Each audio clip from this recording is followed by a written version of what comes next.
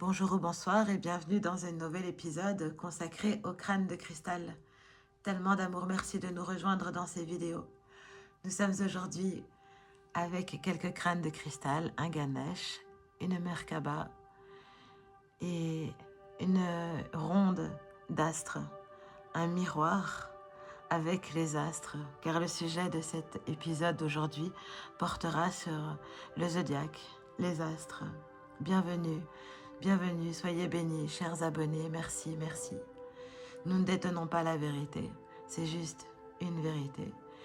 Avec les crânes de cristal, de partager en joie, en amour, tous ces messages. Chaque signe est bien plus qu'un signe astrologique. Chaque signe est une clé d'incarnation à chacun dans un champ de conscience vibratoire. Le zodiaque cherche à manifester le potentiel en nous.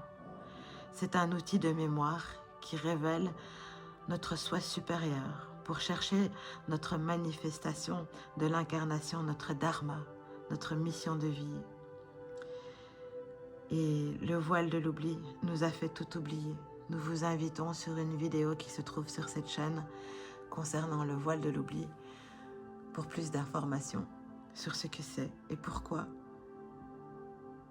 nous l'avons oublié. Nous portons tout l'univers en nous et une part de chaque zodiaque en nous. Nous avons choisi notre date de naissance sans hasard.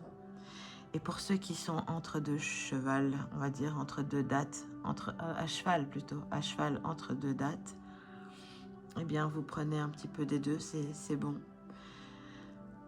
Les 13 signes du zodiaque, nous allons les découvrir. Et oui, 13.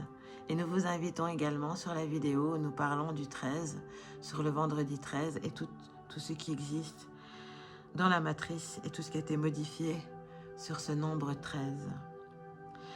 Le 13 représente ici 13 portes de l'expérience de l'incarnation de l'âme à travers les signes du zodiaque. Et il n'y a pas de hasard.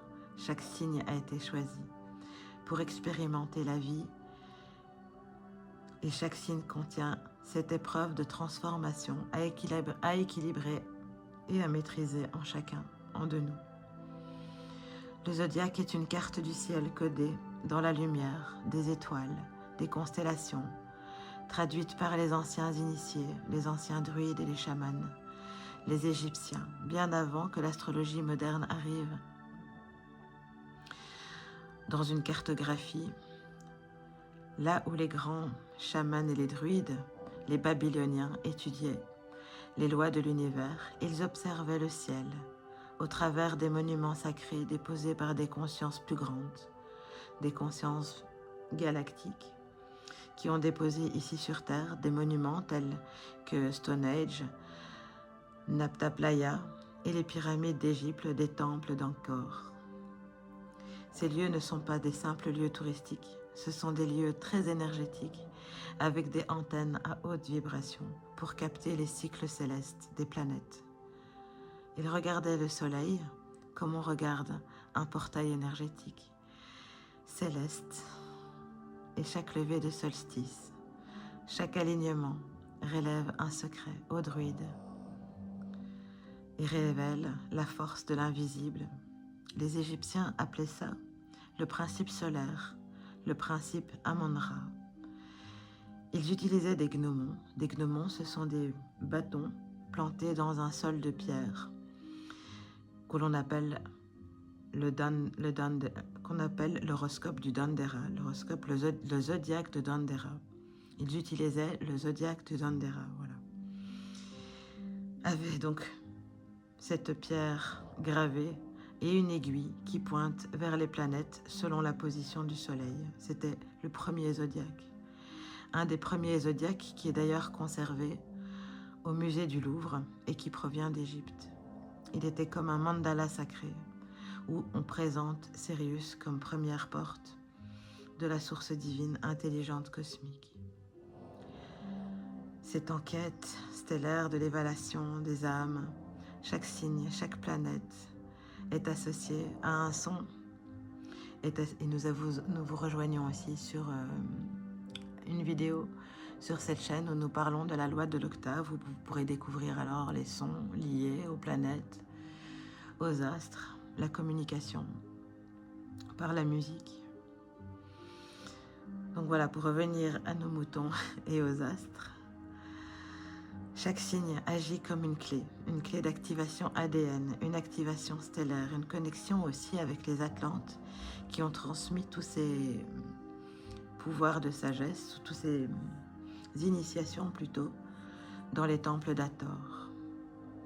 Une carte sacrée, une clé d'incarnation, une voûte céleste. Et ces initiés étudiaient cela. Et c'est du ça. Ils ont commencé à partager tout cela en quatre portes cosmiques. Et ces 4 portes cosmiques, que l'on appelle aujourd'hui des équinoxes, portes cosmiques du temps. Et ils étudiaient d'abord ces 4 temps, ces 4 portes. Il y a d'abord la première porte que l'on connaît maintenant qui s'ouvre, la porte, l'équinoxe du printemps, associé au bélier, puisque c'est le premier signe. Et d'ailleurs, le printemps, c'est le premier mois de l'année aussi. Pour la terre-mère, en tout cas, ça l'est. Et ensuite, il y a le solstice d'été, qui est lié au signe du cancer, l'équinoxe d'automne pour la balance et le solstice d'hiver pour le capricorne. Ces 4 signes forment une croix cosmique dans le ciel et ses planètes. L'astrologie et les planètes qui portent également des messages d'amour. Il y a le soleil le créateur, le soleil qui représente le message du je suis, le soleil christique, le masculin sacré, l'incarnation du masculin sacré, de mise en lumière, le soleil. Ensuite, il y a la lune, cette part solaire et lunaire que nous avons tous en nous. La lune, le côté féminin, le côté yin, le soleil, le côté yang. Le côté yin étant le côté lunaire, le côté du ressenti, des sentiments, de l'émotion, qui est la lune lunaire. Et puis alors au milieu, il y a toutes les autres planètes. Il y a Mercure, je pense. Il y a Vénus, j'aime. Il y a Mars, j'agis. Il y a Jupiter, je grandis. Il y a Saturne, je réalise. Uranus, j'évolue.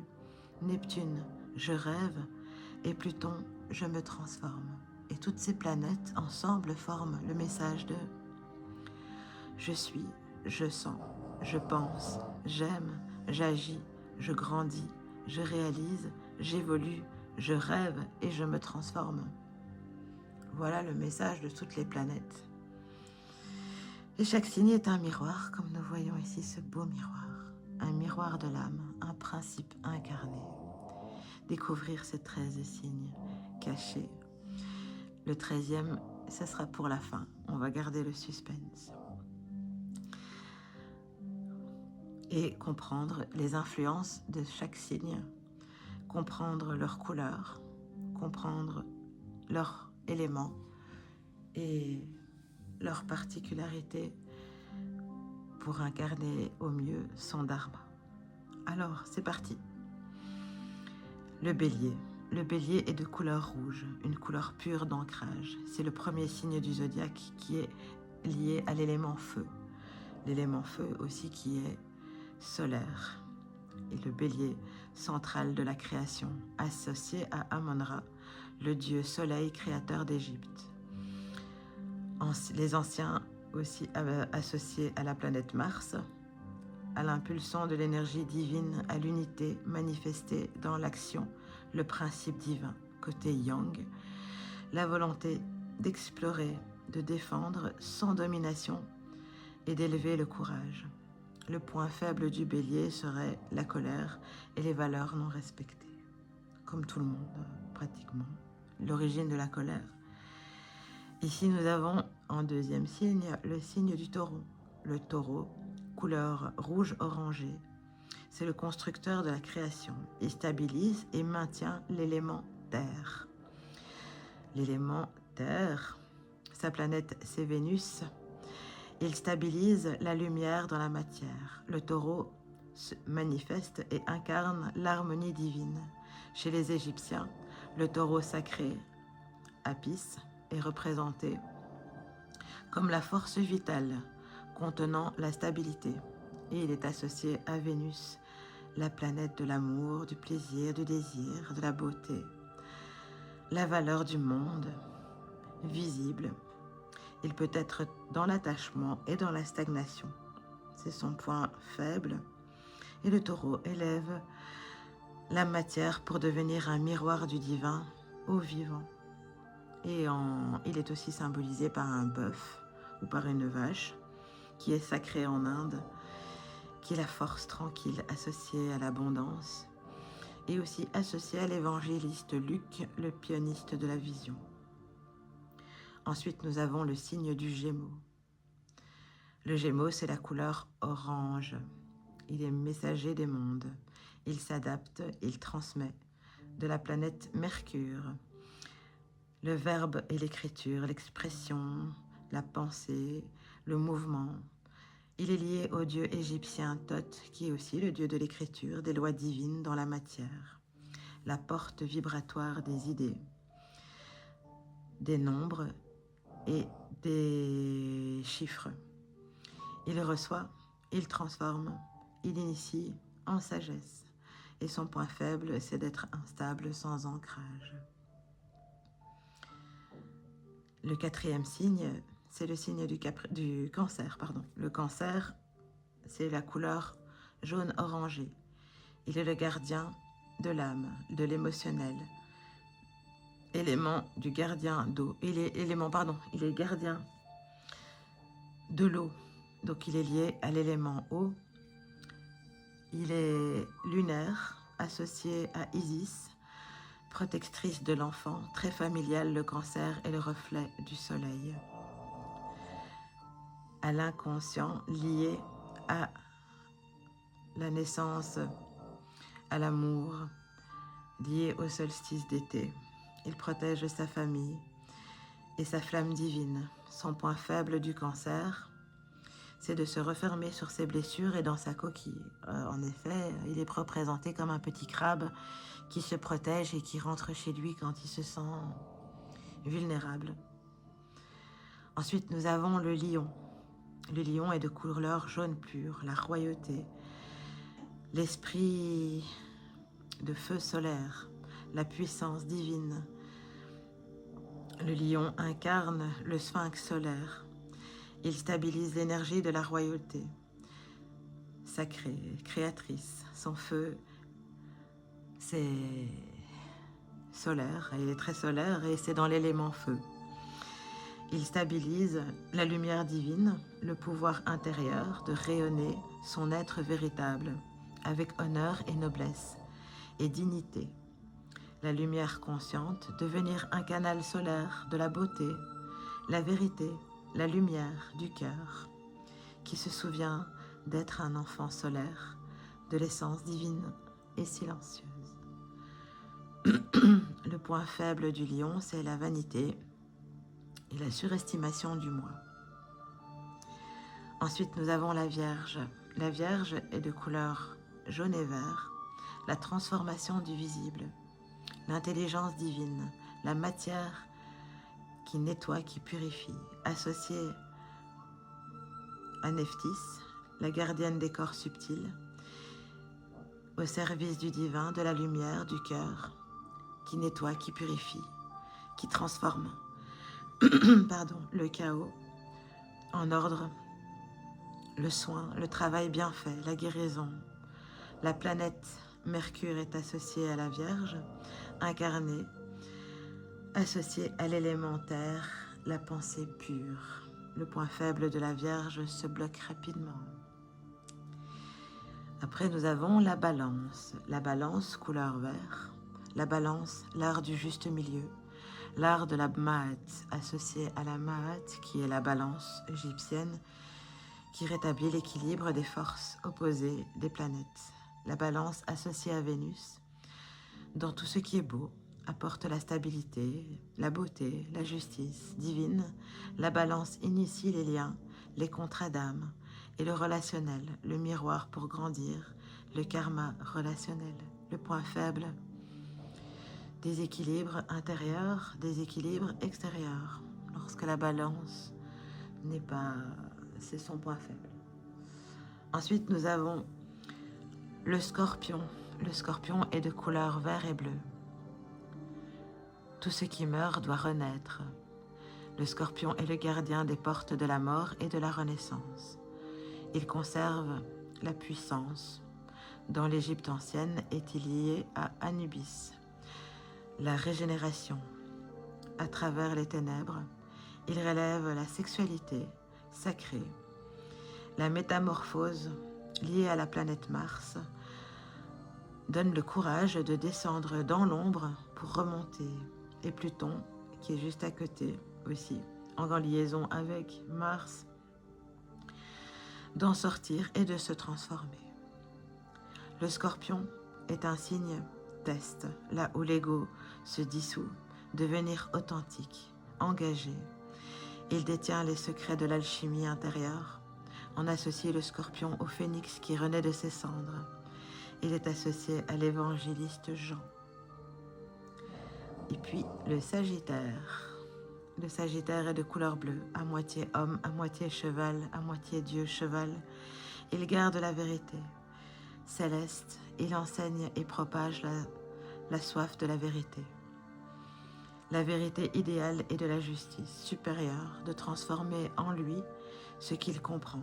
L'archer du Verbe, il tire sa flèche vers les étoiles, associées à l'élément feu et à la planète Jupiter. Il diffuse l'amour. Ensuite, nous avons le Capricorne, couleur bleu-violet, gardien des lois de la Terre, structure le monde, la sagesse, lié à Saturne, et Saturne n'est pas vraiment mauvais comme on pourrait peut-être l'imaginer. C'est la construction, la destruction, l'enseignement de la persévérance. Élever la montagne de l'âme, le Capricorne, signe maître de l'endurance, de la responsabilité. La planète du karma est liée à la divinité égyptienne Apta, le dieu de l'artisan qui fend le monde selon la divine sagesse et la discipline sacrée. Le Capricorne rappelle que l'élévation spirituelle vit et se vit par l'ancrage, l'humilité envers son monde et envers son âme. Ensuite, nous avons le Verseau. Le Verseau, couleur violet, porteur de l'eau céleste. Il stabilise les ondes de la conscience liées à Hapi, le dieu du Nil, qui annonce l'âge d'or du Verseau. Uranus, la planète avec laquelle il travaille, est la planète Saturne, liée à l'évangéliste Matthieu, celui qui verse l'eau sacrée, la connaissance sur terre, la foudre du génie, la conscience du groupe, la pensée vibratoire et visionnaire, la structure fiable d'un portail de conscience collective. Et puis nous avons le Poisson. Le Poisson est de couleur violette et rouge. Il symbolise le Christ, l'océan, les dauphins. Même si le dauphin est un mammifère, il est quand même dans l'eau. Donc dans le Poisson, le mystère du divin. Il transforme les formes, les limites, les éléments. Il fait partie de l'élément eau, associé à Neptune, à Jupiter, sa sensibilité, l'empathie, la capacité à ressentir. Il enseigne le sacrifice de l'ego, la rédemption de l'ego et la fusion avec la renaissance. Et enfin, nous sommes arrivés au 13e signe qui a été caché. C'est le signe de la serpentaine. La grande majorité des astrologues occidentaux ne l'intègrent pas dans le zodiaque car il reste symboliquement structuré sur le 12, lié au système. Le 13e signe, le serpentaine, est souvent relié au mythe d'Asclépios. C'est un dieu de la mythologie grecque, un dieu de la guérison, de la transformation, de la renaissance, de la connaissance. Ce signe est caché et il représentait un homme avec un porteur de serpent. Le serpent étant le serpent de guérison. Une constellation de la serpentaine s'appelle Ophiuchus. C'est une constellation qui est située entre celle du Sagittaire et du Scorpion. Et c'est donc celui-là, le 13e signe. Un signe de transformation, de renaissance, caché. Les natifs du Serpentaine sont décrits comme des êtres de transformation, de connaissance, de guérison intérieure, une créativité artistique grande et des facultés à traverser les crises et de s'en sortir transformés, un peu comme un serpent qui mue et qui nous ramène à la terre-mère et au cycle qui continue à chaque fois. Le zodiaque est un chemin initiatique que nous portons tous en nous. Le bélier est l'étincelle du divin, avec le feu du commencement. Le taureau, l'épreuve de la matière, à prendre la spiritualité. Le gémeau, la dualité du sacré, à intégrer l'ombre et la lumière, les deux voies du mental. Le cancer, la mémoire du cosmique, le retour à la mémoire divine. Le lion, la souveraineté du cœur. La vierge, qui purifie l'ego pour élever la sagesse. La balance, qui discerne alignement, justice cosmique dans la vie terrestre. Et le scorpion, la mort initiatique, mourir à l'illusion, pour naître la vérité. Le sagittaire, chevalier de l'âme, viser les étoiles en marchant sur terre. L'ascension par l'effort, l'échelle de la hauteur, la spiritualité du Capricorne. Le Verseau, la conscience de l'âme lumière autour de soi. Le Poisson, c'est le sacrifice des rédempteurs, la dissolution de l'unité cosmique et la guérison pour la serpentaine. Ces 13 signes symbolisés tous les astres que nous portons en nous, mais ici nous en évoquions dans notre culture que 12. Enfin, c'est déjà bien 12. Et ces 12 étapes sont symbolisées aussi par les 12 apôtres du Christ, les 12 heures de la nuit. Et tout se porte dans les temples de Jérusalem. Dans les temples de Jérusalem, vous verrez tous ces 12 portes. L'horoscope du monde, du zodiaque. L'humanité possède un thème astral qui a été modifié dans un ADN collectif. Nos planètes écrivent l'évolution dans la matière. C'est un jeu, une danse cosmique, une danse des étoiles. Et en ce jeu cosmique, nous libère de nos actes en respectant les lois universelles, en révélant son soi stellaire. Le zodiaque est un miroir, une clé de conditionnement pour harmoniser le cosmique, notre karma, et accomplir dans toutes ces chaînes de l'invisible du karma, de retourner à l'origine en vivant un beau dharma. Voilà mes chers amis, mes chers abonnés, la fin de cette histoire sur le zodiaque, de cet épisode plutôt, oui, parce que c'est aussi une histoire. C'est l'histoire des astres, l'histoire des planètes que nous avons partagée ici dans une vidéo un petit peu longue. Et j'espère que cette vidéo vous a plu, que vous vous êtes reconnus dans tous ces astres et que ça pourra vous aider dans votre mission d'âme, dans votre mission d'amour, d'âme lumière, à accomplir ce pourquoi vous êtes, ce pourquoi nous sommes, ici dans cette incarnation. C'était Chamina Chami. Si cette vidéo vous a plu, n'hésitez pas à mettre un commentaire, si ça vous a parlé, si vous voulez plus d'infos, ou si vous avez des questions. N'hésitez pas à mettre un commentaire, un petit cœur. Voilà, avec tellement d'amour et de bénédiction. Très chers abonnés, prenez soin de vous, prenez soin de nous. C'est un collectif du grand Logos planète Terre. Merci pour votre écoute. Plein d'amour et de gratitude, c'était Chamina Chami. Merci, merci.